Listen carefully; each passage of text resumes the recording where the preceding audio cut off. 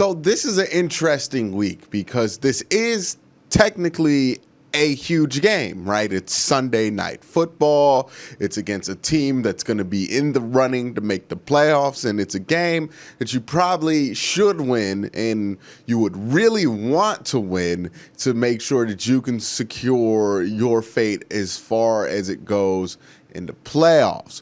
But it's also this weird dynamic to where you're the Cleveland Browns, a team that just had a shootout with the Baltimore Ravens. You're 9-4 going up against a team in New York that's below 500. So it's weird. It feels in some respects like a big game.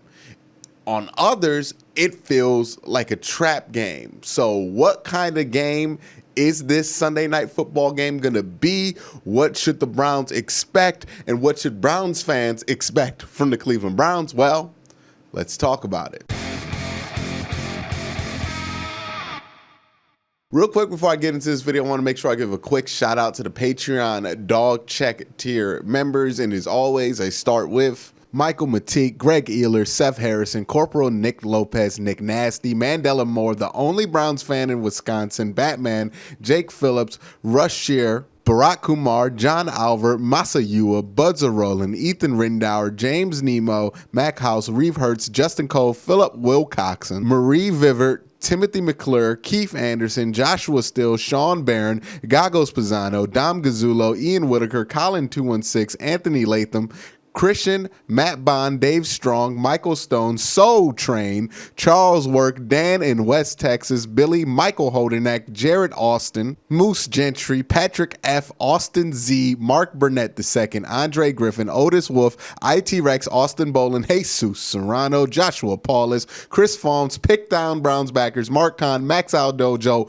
Beerman 069, SSJ Swift, Andrew Hirsch, Feeling Dangerous 113, Dave Mike May, John Cummings, Robert Germain, Cleveland BCI, Anthony O, Bobo Regretti, Stuart Moore, TJ Showman on cue, Mark M, Jaleel Salim Sr., Martha Crusnut, Ryan T, Jonathan Fredericks, CK, Eric Green, Joseph Stevens, and Water Bear Marketing. And thank you to all of you guys who have joined that Patreon Dog Check tier, and also anybody who's just joined the regular old Patreon tier. I thank you all. So thankful to be able to even do these shout outs. So again, thank you guys. You guys have been a huge help. Now, that being said, let's talk about this game. And again, like I said, it's a weird one.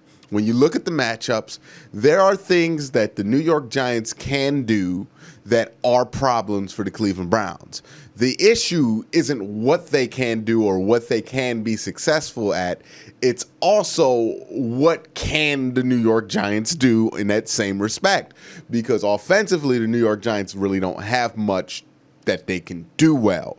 But on the defensive side of the ball, they have some things that they do very, very well.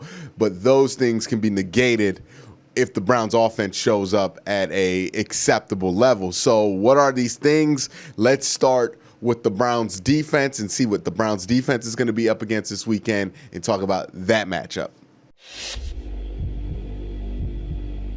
Now, to break this down properly, we need to understand what is it that the New York Giants actually do well, and how is that going to affect the Cleveland Browns. And when you look at this New York Giants offense and you look at what they've done recently, especially when they put Colt McCoy there, it's definitely been running the ball. They have been much better the last 2 weeks at running the football. 28 attempts, 192 yards, 6.58 yards per carry in the last 2 games from Wayne Gallman. He's really been balling out. He's been doing well. The run blocking has been well. It's been in that upper 70s PFF grade for run block offensive line. The pass blocking has not fared as well, but the last 2 weeks, they've really been able to do that. They love to run right behind Will Hernandez, which could be a problem for the Cleveland Browns because that's where Larry Ogunjobi stays. And if the Browns have one weak link in the run defense when it comes to the defensive line, it could be Larry Ogunjobi. Sometimes it's not. Sometimes he's definitely a positive. Other times he can be a negative. You really don't know what you're going to be getting into when it comes to Larry Ogunjobi, so that does concern me a little bit. Now, that's when Colt McCoy's on the field. If Daniel Jones plays, how does that affect things for the Browns defense? Well, it does have a drastic effect. Some things are to the detriment of the Browns defense. Some things are actually very positive for the Browns defense if Daniel Jones plays. The one thing that would be to the detriment of the Cleveland Browns defense is that Daniel Jones is very much capable of running those same design QB runs that worked so well against the Browns when the Ravens did them. The Giants can do them well with Daniel Jones on the field. Daniel Jones has 403 yards this year, 7.3 yards per carry and a touchdown. He can definitely hurt you there. He's speedier than you think. He's more athletic than you think. Daniel Jones's play style is more similar to how you use a Lamar Jackson, Kyler Murray, even Justin Herbert at times, definitely Josh Allen. Your more mobile quarterbacks, that's how they use him. It's much different than how you use a Colt McCoy or Baker Mayfield.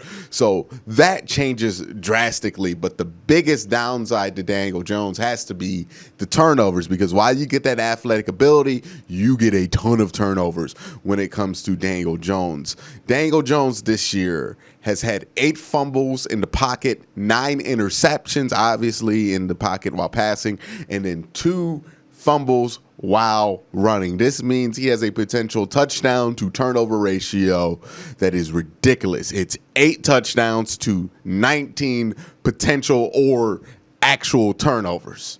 That's not good.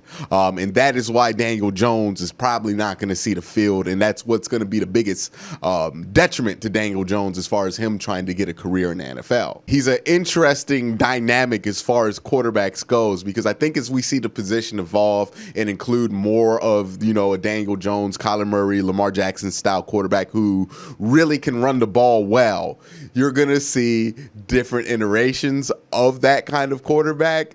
I think it's interesting that Daniel Jones is the first running quarterback who has the fumbles. And that's just so interesting to see how that affects how you use him when your quarterback is the one that fumbles. When the running back fumbles, you normally just take him out the game until he stops fumbling. If your quarterback is fumbling both in and out the pocket, how do you use him? That's an interesting dilemma for a lot of offensive coordinators. And as the game evolves, you're going to see things like this pop up. But if Colt McCoy plays, which I do expect Colt McCoy to play, you're going to see a very similar, albeit less potent attack. But it is a very similar attack to what the Colts tried to do and what the Raiders tried to do, where it's kind of that West Coast offense, minus the Raiders and the Colts' ability to go deep. They don't have that same ability in New York to go deep, especially with Colt McCoy throwing the ball, which Colt McCoy is a moxie guy, he's a tough guy, a real good dude, but not necessarily the best thrower of the football downfield. We in Cleveland know all about that. So what do the Browns need to do to answer this Giants offense? Well, a lot of this honestly can be solved if the Cleveland Browns offense starts to, produce a bunch of points. If the Browns can get up by 2 scores early in this game, that's going to do a lot of the work for the defense, because if you're the defense, what you want to do is get them out the run game. Now, their run game's definitely stoppable, but just avoid it. You want to go with their passing game, because the more they pass, the more sacks are going to happen, the more turnovers are going to happen. They just turn the ball over more.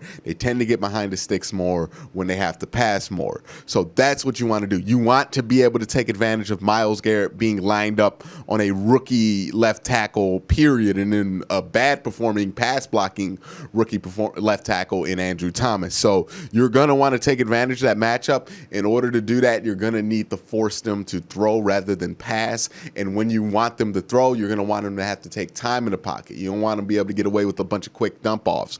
So that's what's going to have to happen for this Browns defense in order to kind of take care of the Giants offense. I don't expect the Giants offense being a problem. I know the Browns defense is far from good, but you are getting Denzel Ward back this week. Myles Garrett is only going to get healthier after, he was on the C list. I just expect the Browns defense to put up a much better performance going up against this Giants offense than they did against the reigning MVP last week. So that being what it is, I think the Browns defense is going to do well here, especially if the offense can help them out.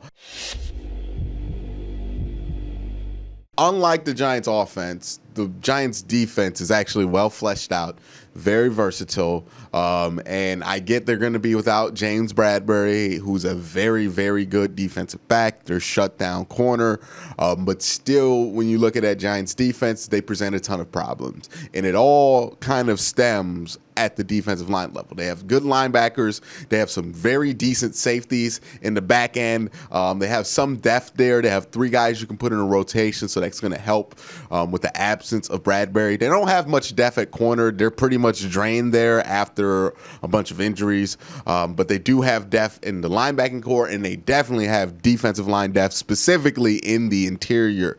Their interior defensive line can go 5 deep. They have Dexter Lawrence and Leonard Williams, who are 2 top quality starters at their position, 2 very good interior defensive lines. And then they have Dalvin Thomas, BJ Hill, even a guy like Austin Johnson, who's their 5th guy in the rotation, can play well in different spots when you put them in the right positions. So that's significant, right? That attack, relentless throughout the game. That's going to be the biggest test this interior offensive line has had since probably Indy, but more or less Pittsburgh, and it's going to be a good test for this offensive line to see how they handle that, because against Pittsburgh, the interior of the offensive line got ran through by Cam Hayward and everybody there. So you're going to want to see improvement in that area, especially because interior pressure is the one thing that's going to kill all the play action boot stuff, right? That is an absolute play action killer. If they can get that consistently, you're not going to get these boots. You're not going to go be able to do play action naked. You know, you're not going to be able to do all these things that you do so well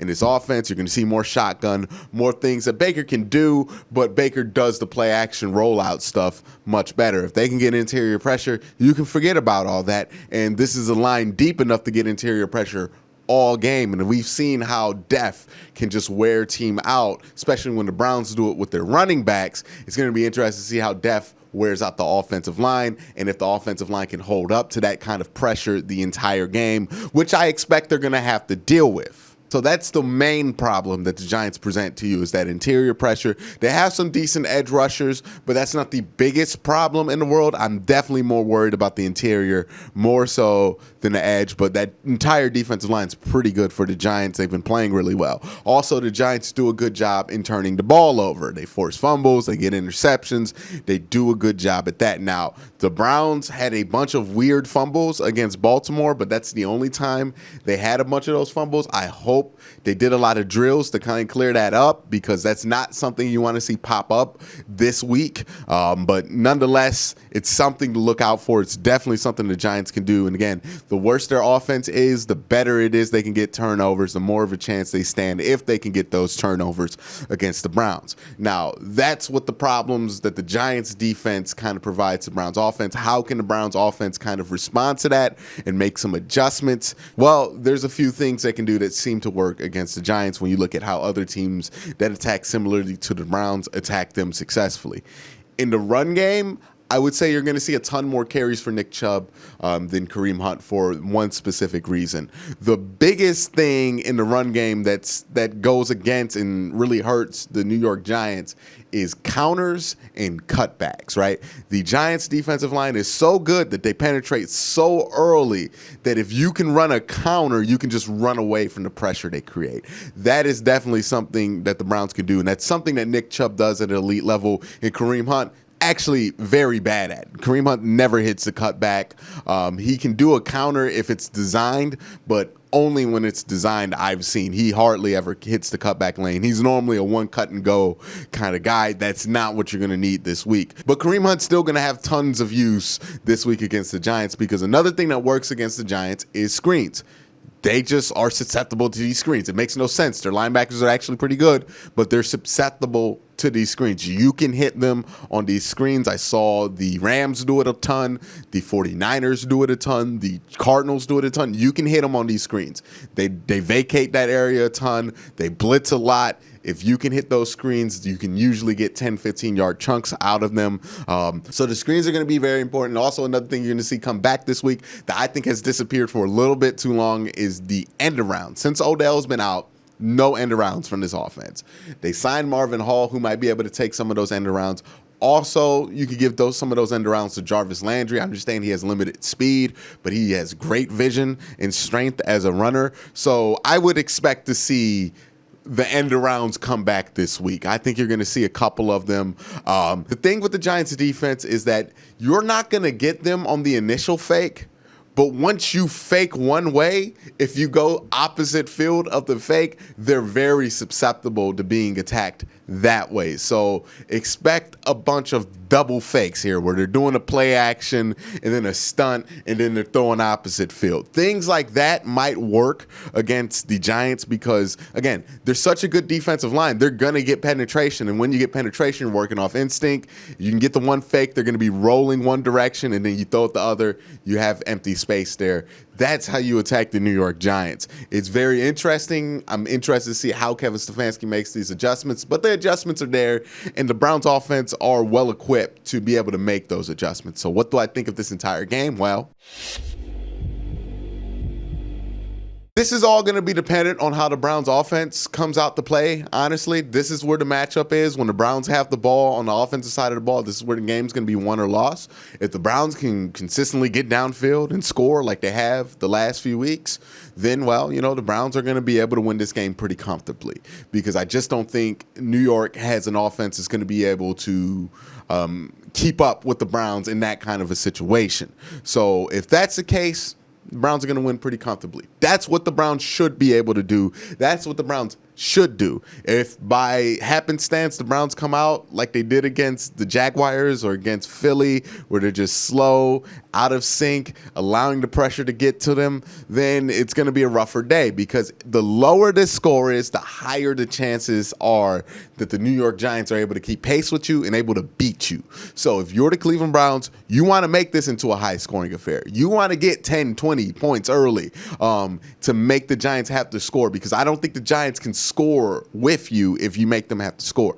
But that's the kind of game you want to force. You want to force high pass attempts. You want to get Colt McCoy's pass attempt number over 30. You want to force these things because if you do, you'll get turnovers, you'll get extra possessions, and you'll be able to kind of take the game away from them that way. That's what works against the New York Giants. It's something very obtainable, but it's all going to come down to how the Browns attack, how focused they are, and how ready they are to go. This is a weird game where it feels like it could be a trap game, but you play New York the next week, the Jets. So it's just a weird game. It would make more sense if Odell were healthy. This would be like his return game, but it's a weird game. You're playing a bunch of dudes from like the old Browns. It's super weird, and that's why I'm kind of just the fan side of me is worried about this, but the more analyst brain I use, I guess, the less I am concerned about this battle because I think if the Browns come out and they make the necessary adjustments, which they're more than capable of doing and have done before, they can easily score points. And if they can score points, then that's going to be kind of the death knell for the Giants because I don't think they can keep up with you points-wise. But that's my thoughts on this game. That's my thoughts on what's going to happen on Sunday Night Football. Let me know your thoughts down in the comment section below. But again, guys, thank you for watching. Have a great day. Have a good night.